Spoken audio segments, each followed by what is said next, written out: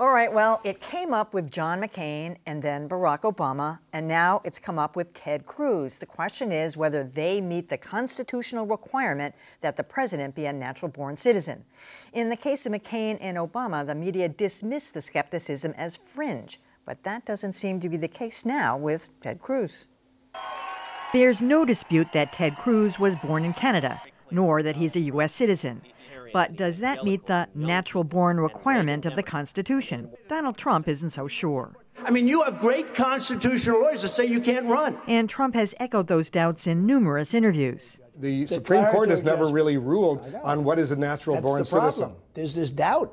People have doubt. Ted Cruz insists any questions about his eligibility have zero merit. The child of a U.S. citizen born abroad is a natural-born citizen. But the press isn't so sure. The PolitiFact website says Cruz is probably kosher, but admits, is the issue 100% settled? Not exactly. The New York Times, the Washington Post, and others also say there are credible questions over Cruz's eligibility.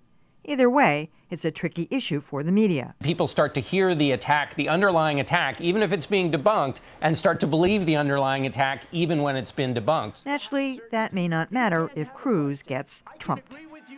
I mean, the big difference here, of course, is both Barack Obama and John McCain were indeed born in the United States.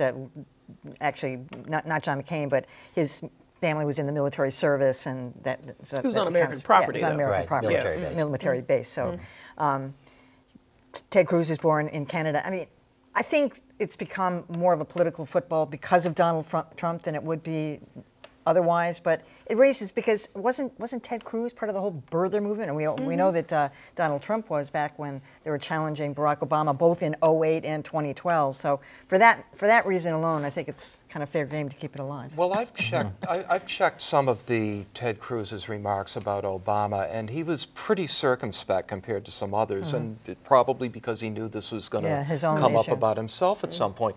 You know, I think what makes this kind of delicious is that if you look at Cruz's former Harvard law professor, Lawrence Tribe, he says Cruz is almost certainly eligible to run for president. However, the people who would say that Cruz is not eligible to run for president are the kind of originalist, rigid judges that Cruz professes to admire. So there's kind of a hypocrisy angle here, and I think that's what keeps it alive. Yeah, nonetheless, Larry Tribe's musings, which struck me as, to a great extent, payback to his former law student for the ensuing years of mounting distaste that Professor Tribe has developed for Cruz, have been used by Trump, most notably, and by some in the media, to justify discussion of this as if it's a real topic. I am not a legal expert. However, I will buy you your choice at Dunkin' Donuts or anyone else who can prove to me definitively that he is not constitutionally qualified to run. But as John Dickerson pointed out, this is the sort of the Trump whoring of the media. I throw out some garbage, you run around with it as if it's a steak dinner, and next thing you know, it has entered the digestive tract of the political consciousness. Great image. Thank you. Right.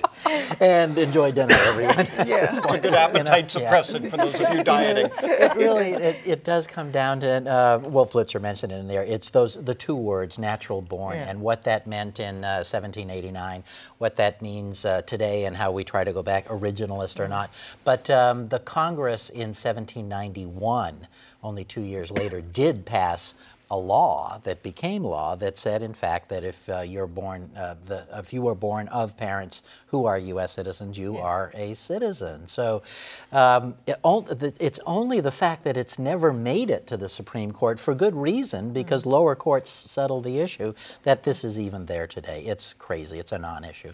As I understand it, they said, yes, you are a citizen, but only a natural-born citizen can run for president, which is how and why we're back to square one with this discussion. When I first heard this, I was like, really? Here we go again with the whole birther thing. I just thought this is all politicized. To John's point, you know, now I've read all the stuff, and, you know, really learned people across the ideological spectrum have weighed in on it, and some of them saying, well, we actually just don't know. But is this politically motivated? Yes, we do know that. And so it seems to me that in that case that we have to err on the side of leave the man alone. You know, his mama was American, and let's just go forward. I think this is just crazy. But let me just say, this is serious business, because if you keep up on the rantings of the significant chunk of the American public that believes that our current president is some kind of illegitimate demon, this is a foundational cornerstone of their belief system. Exactly.